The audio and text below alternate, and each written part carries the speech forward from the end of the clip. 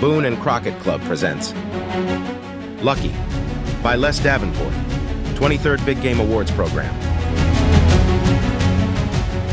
Lady Luck often seems fickle, but in reality she tends to favor those who most deserve a shot of good fortune.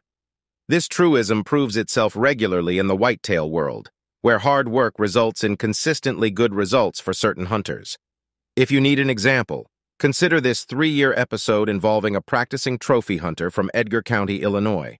An antlered deer charged onto Route 1 during an early fall evening in 1992. Brakes locked, tires screeched, and everything not affixed inside Ernie Heyer's vehicle hit the floorboards. He barely avoided the whitetail, whose antler configuration was permanently etched in his memory. "Nice young buck," thought Ernie as he regained composure. "Thank God I didn't hit him." The buck had emerged from a 200-acre woodland where Ernie hunted. The buck was spared a second time that year on opening day of the mid-November shotgun season. Ernie had been practicing trophy management over the past 5 years, and on that day, he elected to grant the young whitetail clemency at 10 yards. The suspected 2.5-year-old needed more mass to be a true trophy in Ernie's eyes.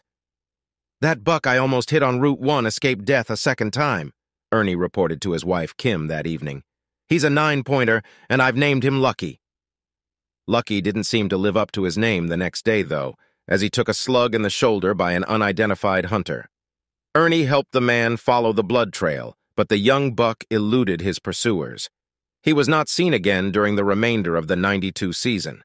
Twice, in 1993, Ernie had Lucky just out of range in the ebbing light of archery hunts.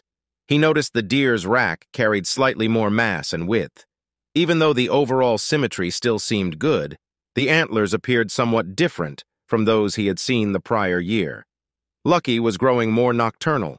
It was suspected that he bedded on a large block of undeveloped acreage during daylight hours.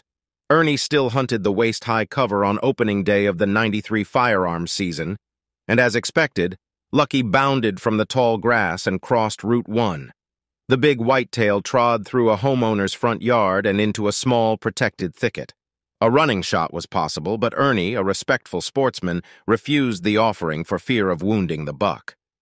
Ernie figured that if Lucky was pressured and crossed Route 1 again during the second slug season 2 weeks later, possibly he could be caught in transit.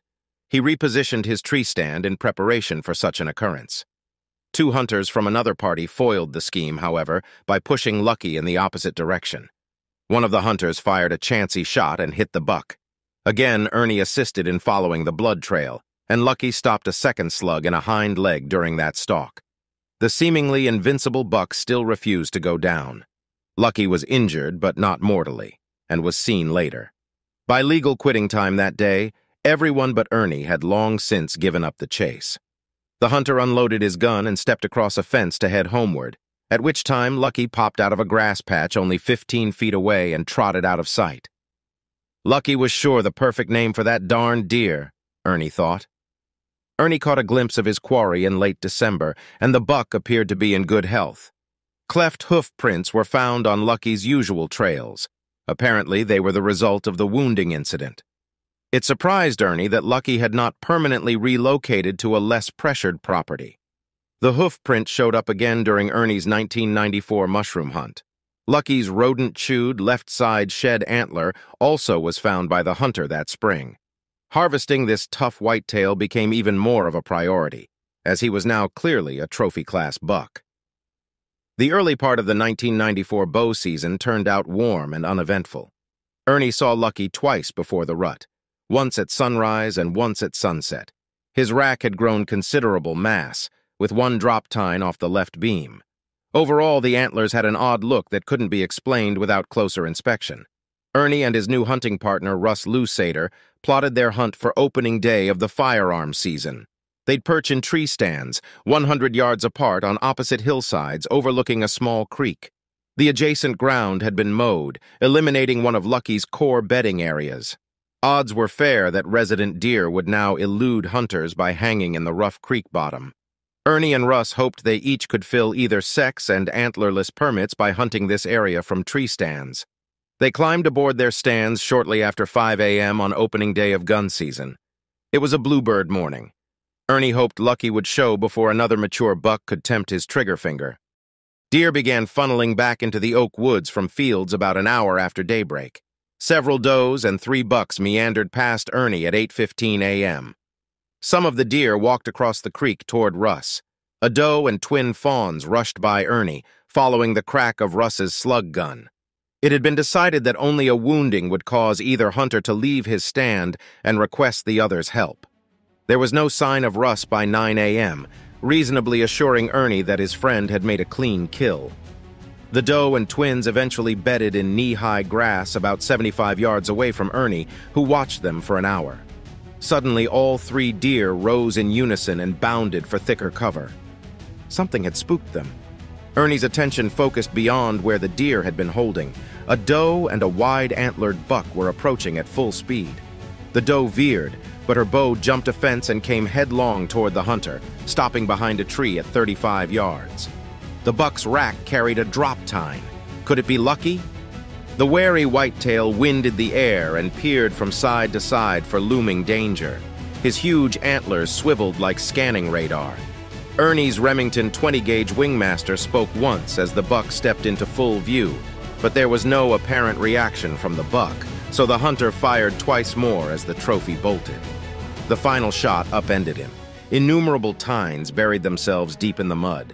It was an incredible sight to behold, Ernie remembers. Russ knew something big had gone down when he heard his partner let out a holler and whistle.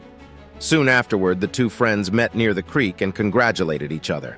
Russ had filled an antlerless permit, and Ernie's dream had come true. They recapped the morning on the way to visit the elusive Route 1 buck's final resting place. Lucky was lucky no more. Lucky's eye guards are his antler's most eye-catching antler features.